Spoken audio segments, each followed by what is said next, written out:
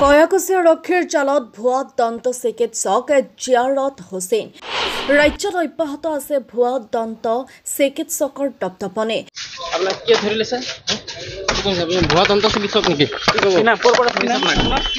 নতুন দিল্লীৰ পাহাৰগঞ্জৰ পৰা আটক জিয়াৰত হুছেইনক।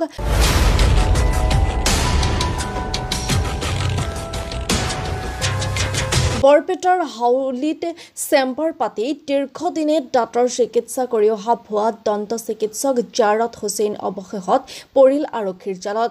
কয়াকুছি আৰক্ষী চকীৰ ভাৰপ্ৰাপ্ত আৰক্ষী বিষয়া কমল বড়োৰ নেতৃত্বত নতুন দিল্লীৰ পাহাৰগঞ্জৰ পৰা আটক কৰা হয় ভুৱা দন্ত চিকিৎসক জিয়াৰত হুছেইনক।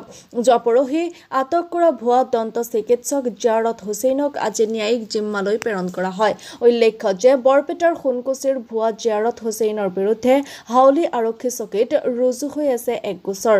কয়াকুছি আৰক্ষী চকীত ৰুজু হোৱা আন এক গোচৰৰ ভিত্তিত নতুন দিল্লীৰ পাহাৰগঞ্জত অভিযান চলাই আটক কৰে জিয়াৰত হুছেইনক। জানিব পৰা মতে দীৰ্ঘদিন ধৰি নতুন দিল্লীৰ পাহাৰগঞ্জত আত্মগোপন কৰি আছিল জিয়াৰত হুছেইন।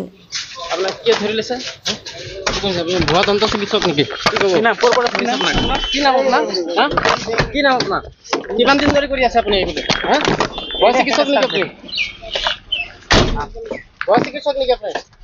ক'ৰ পৰা ধৰিছে আপোনাক? ক'ৰ পৰা ধৰিছে? নামটো কি? নামটো ক'ব? নামটো কি আছিল? নামটো কওক। কিমান দিনৰ পৰা কৰি আছে এইবোৰ আপুনি? নামটো কওক। দাদা আপোনাৰ নামটো কি? নামটো কৈ দিব। নামটো কি? নামটো কওক। গাড়ী ডিজেল দেন।